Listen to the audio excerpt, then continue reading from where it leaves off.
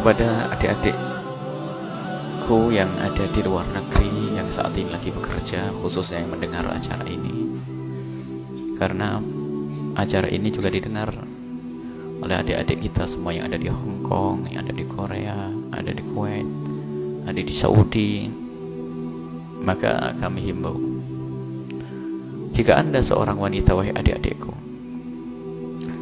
bercita-citalah untuk ngambil waktu yang terdekat untuk bisa segera pulang berkumpul dengan keluarga. Dan Anda harus bersyukur kalau ternyata di saat Anda berada di luar negeri sekalipun Anda masih berhubungan komunikasi dengan dakwah yang semacam ini. Seperti adik-adik kita yang ada di Hong Kong dan seterusnya. Bahkan kita dalam waktu dekat juga akan ke sana. Mereka juga rindu pengajian. Akan tapi ketahuilah, anak-anak di rumahmu lebih butuh kepada sentuhan tanganmu. Kehormatan dan kemuliaanmu pun harus kalian perhatikan. Jangan sampai mengejar dunia tapi terhinakan.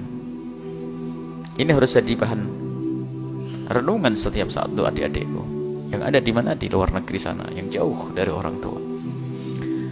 Kehormatanmu, kemuliaanmu, ketahuilah kebahagiaan yang sesungguhnya adalah di surga nanti.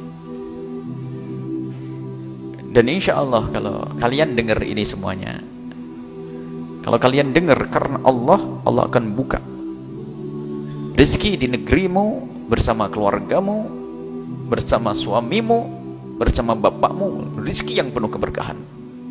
Karena kalian pulang karena Allah Subhanahu wa ta'ala. Jangan jauh dari orang tua, jangan jauh dari suami, fitnah. Belum lagi, sadarkah kalian anak yang kalian tinggal? Ada sebuah informasi seorang ibu meninggalkan anaknya, dan memang ibu ini baik, sehingga anaknya di rumah hanya bersama dengan neneknya saja yang sudah sepuh, yang kadang dibentak oleh cucunya pun tidak bisa berbuat apa-apa. Sang cucu diberi terus uang dan uang dan uang. Semakin banyak kawan, dan kawannya tahu kalau dia banyak uangnya. Mulai berkenalan dengan dunia yang tidak baik, mabuk dan seterusnya.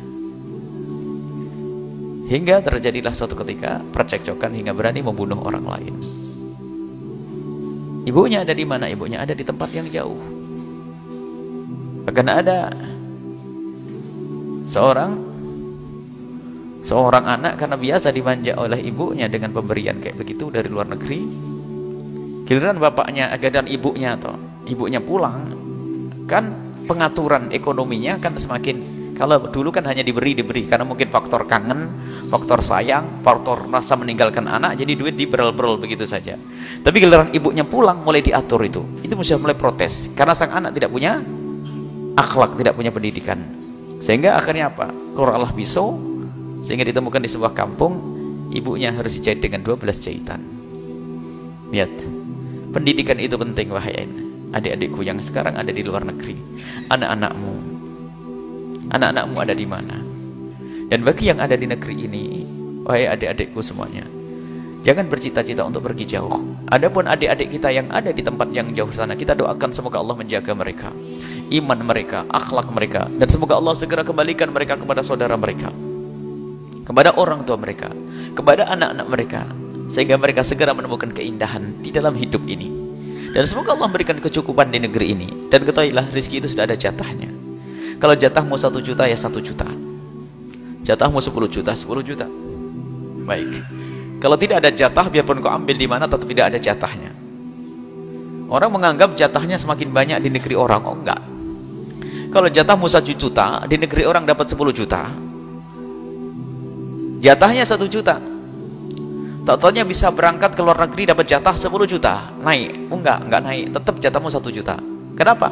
Dikirim ke anak pun enggak jadi apa-apa, dipakai untuk mabuk seterusnya. Tetap yang utuh adalah 1 juta. Maka lebihnya itu tetap jadi neraka nanti. Jatahnya jatah sudah. Maka ambillah jatah dengan kemuliaan. Bagi yang ada di negeri, di rumah, wahai adik-adikku semuanya, khusus adik putri, ketahuilah, jual es teh di pasar lebih mulia daripada harus jauh dari orang tua dan keluarga. Pergi ke sawah adalah mulia. Kenapa harus gengsi? Permasalahannya tadi itu, bangga-banggaan, pengen segera punya rumah, pengen segera punya mobil dan motor. Dia mengira bahwasanya kebahagiaan dengan motor.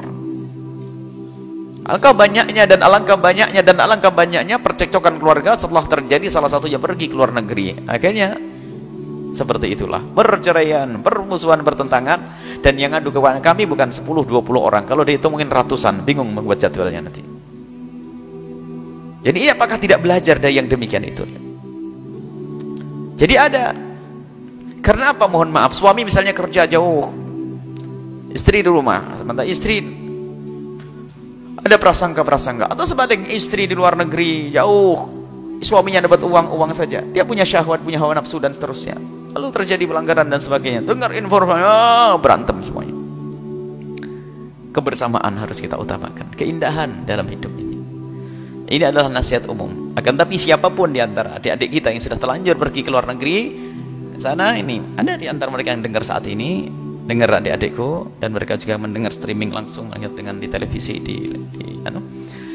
bercita-citalah, niat untuk kembali segera untuk bisa melihat orang tua dengan modal apa adanya saja, mulialah, bergabung dengan tempat mulia.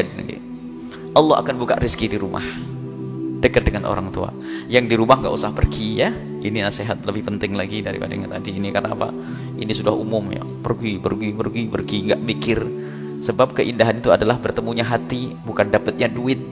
Kadang banyak duit, banyak berantem. Ada. Kita pengennya ada duit tetap indah. Belajarlah dari kenyataan kiri kanan kita. Permasalahan adalah orang tidak mau belajar, tidak menggunakan akalnya, tidak digunakan untuk merenung. Lihat problem-problem tetap saja nyantai. Pengen cari duit, Allah.